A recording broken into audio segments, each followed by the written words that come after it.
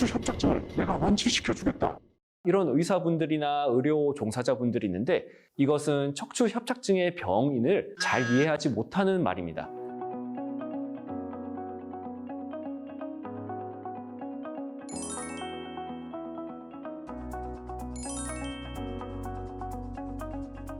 요추 척추 협착증은 척추의 좁아진 공간으로 인해 신경이 압박을 받고 있는 상태를 얘기하게 됩니다.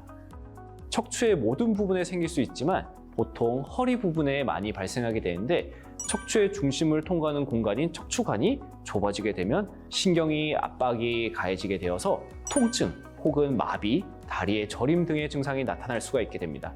이 질환은 주로 노화로 인해서 발생을 하게 되는데요.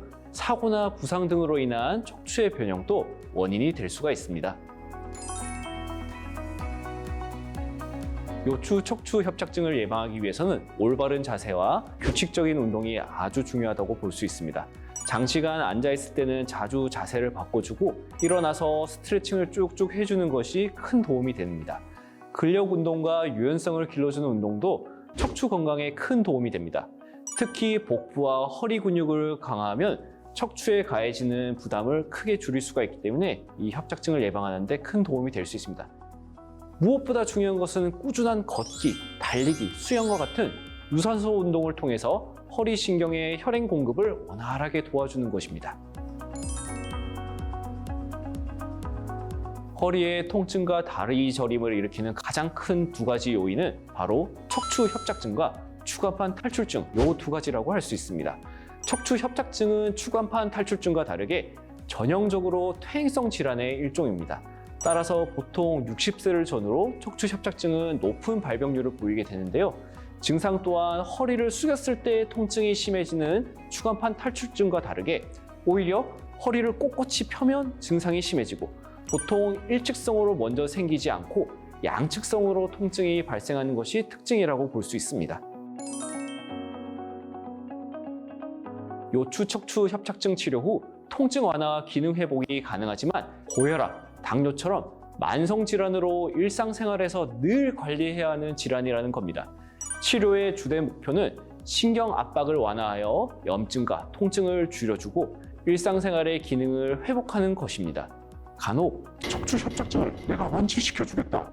이런 의사분들이나 의료 종사자분들이 있는데 이것은 척추 협착증의 병인을 잘 이해하지 못하는 말입니다. 저는 늘 환자분께 설명하기를 협착증은 신경에 주름살이 생기는 것과 똑같다고 말씀을 드립니다. 주름살도 나이에 따라서 점점 자연스럽게 생기게 되고 평생을 관리해야 되는 것처럼 이러한 척추 협착증 또한 치료를 통해서 증상을 적절히 조절해주고 질환의 진행을 최대한 늦춰주는 이러한 방향으로 가야 된다고요. 환자분들도 충분히 병원에서 치료받으시고 잘 관리하시면 훨씬 높은 삶의 질을 누리실 수가 있습니다. 요추 척추 협착증을 치료할 때는 코어 근육을 강화시켜 줄 수 있고 유연성을 높이는 운동이 아주 유익합니다. 하지만 과한 필라테스나 요가 같은 이러한 운동들은 오히려 척추 협착증에 해로울 수 있으니 적절한 플랭크 운동 혹은 맥킨지 운동 혹은 전문가의 운동 치료를 처방받아 보는 것이 아주 중요하다고 볼 수가 있겠습니다.